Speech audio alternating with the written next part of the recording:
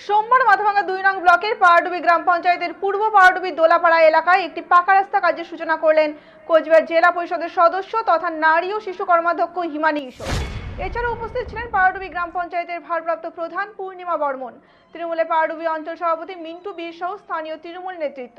জেলা পরিষদের সদস্য তথা নারী ও শিশু কর্মাধ্যক্ষ হিমানী ঈশ্বর জানান, কোচবিহার জেলা পরিষদের উদ্যোগে পথশ্রী প্রকল্পের প্রায় 40,60,000 টাকা আর্থিক বরাদ্দে দোলাপাড়া কালী মন্দির থেকে কদমতলা পর্যন্ত প্রায় 1300 মিটার পাকা রাস্তার কাজের সূচনা হলো এদিন। এর ফলে উপকৃত হবে এই এলাকার বাসিন্দা সহ সকলে।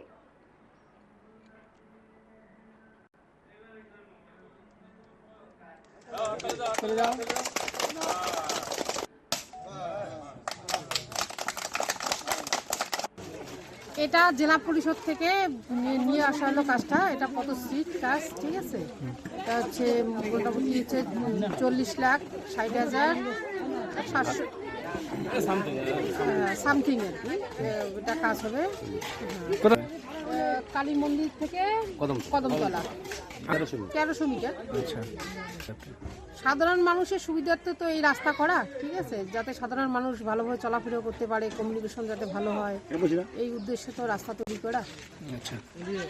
হ্যাঁ, যাতে কোনো ঝামেলা না হয়, সাধারণ পাবলিক যাতে রাস্তার যা পরিস্থিতি সেই পরিস্থিতি দেখে তো রাস্তাগুলো নিয়ে আসা, সাধারণ পাবলিক যেন সেটা যাতে ঝামেলা না করে, এটা তাদের কাছে অনুরোধ থাকবে, ঠিক আছে। আমার নাম হিমানী ঈশ্বর, আমি জেলা পরিষদ কর্মাধ্যক্ষ না শিশু নারী।